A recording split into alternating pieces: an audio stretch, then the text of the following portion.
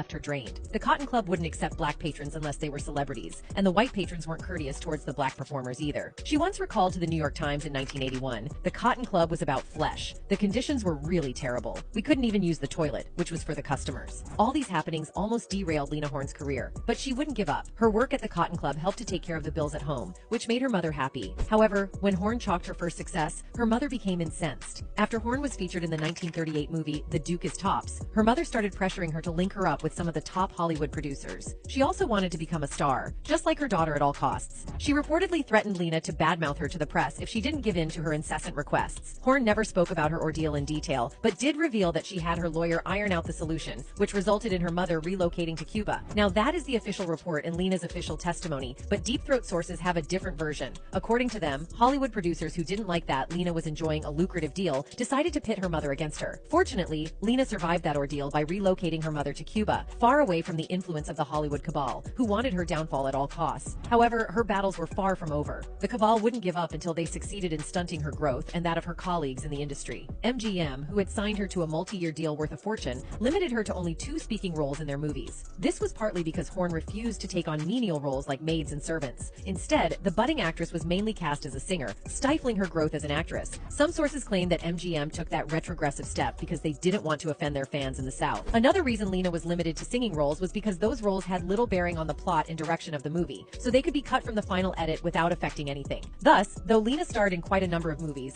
her scenes never made the final cut of most of them. It was as if they were just handing her the roles while patiently biding the time until her contract ran out. She said of her treatment, "They hadn't made me a maid, but they hadn't made me into anything else either." It wasn't until Hollywood produced an all-black musical after immense pressure from the black community that Lena Horne landed her groundbreaking role. In the movie, Horne had a now infamous scene where she was in a bubble bath. Dubbing it one of the most beautiful moments in the film, Horne sadly recalled, "They cut it out because everybody said, 'What's this black woman doing in these soap suds acting like, you know?'" Realizing that MGM would never give her a starring role, Lena shifted focus from acting to nightclub singing, touring both the US and Europe. However, that also came with its headaches as she struggled to overcome the racial divide that had blinded a lot of the citizens. Sadly, that appears to be happening today in Hollywood and the country at large.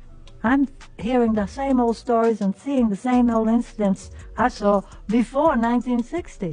Many black actors have decried the meager salary and screen time they get in the movie industry. Monique Hicks has fought the racial battles for decades, having been blackballed on a few occasions because she refused to play the game. She recently sued Netflix because she didn't understand why the streaming giant would offer her co-comedian Amy Schumer a contract worth approximately $11 million and give her something in the region of $500,000. She also brought up the contracts of the likes of Dave Chappelle and Jerry Seinfeld as a basis for her lawsuit. Sadly, some prominent members of the black community, like Steve Harvey and radio personality Charlamagne the God, openly chastised her for her actions. However, with Netflix settling out of court, many people realized that Monique was fighting a just cause all along. Charlamagne openly apologized for chastising Monique for demanding equal pay. Recently, Taraji P. Henson, one of the finest black actors to have graced both the golden and silver screens, had to cry about low pay in Hollywood. And you gotta negotiate that tooth and nail to get what you made the last time. Where's my raise? I haven't seen a raise in my income since Proud Mary. She exclaimed that the math wasn't mathing, and that whenever she thought she had reached a level that required a raise in salary, she was made to start all over again like a beginner. Speaking on Gayle King's radio show on Sirius XM, the What Men Want star said, "I'm just tired of working so hard, being gracious about what I do, getting paid a fraction of the cost. I'm tired of hearing my sisters say the same thing over and over. You get tired," she continued. "I hear people go, 'You work a lot.' I have to. The math ain't mathing. And when you start working a lot, you have a team. Big bills come with what we do. We don't do this alone. It's a whole team behind us. They have to get paid." She concluded, "I'm only human. It seems every time I do something and break another glass ceiling, when it's time to renegotiate, I'm at the bottom again like I never did what I just did. And I'm tired. I'm tired. It wears on you. What does that mean? What is that telling me? If I can't fight for them coming up behind me, then what the F am I doing?" Taraji P. Henson was simply echoing the alleged words of Lena Horne, who also had to fight racial discrimination in Hollywood. Fortunately, Horne's sacrifice hasn't gone to waste, as many black actresses are getting meatier roles and better treatment compared to the 40s, 50s, and 60s, but their struggles are far from over. There still appears to be a cabal of sorts who don't want to see the success of black actors in Hollywood, hence the numerous hurdles they've placed on the way. This concludes today's episode. Thanks for watching.